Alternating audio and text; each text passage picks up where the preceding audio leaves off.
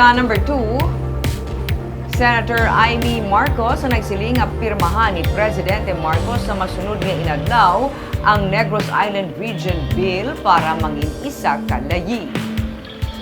Ginsiling sang senadora nga sa pagkahibalo niya nga sa masunod nga mga inadlaw pirmahan na sang iya utod nga si Presidente Ferdinand Marcos Jr. ang Negros Island Region Bill kag mangin isa na kalayi.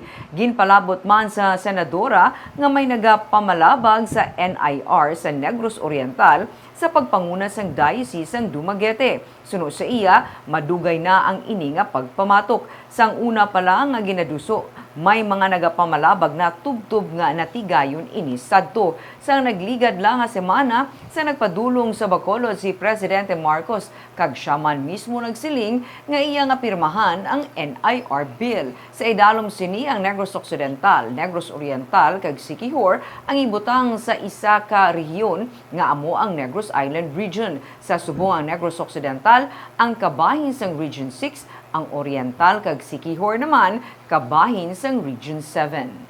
The objections of Dumaguete and Negros Oriental are long-standing. Matagal na yan eh. They've asserted time and again that both their economy as well as their, let's call it culture, their social fabric is more affiliated with that of the Cebu side and the other sides rather than Bacolod.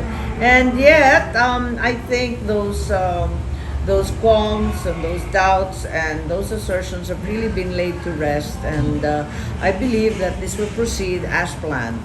These issues have been long debated, even during the period previous to the late Governor Degamo.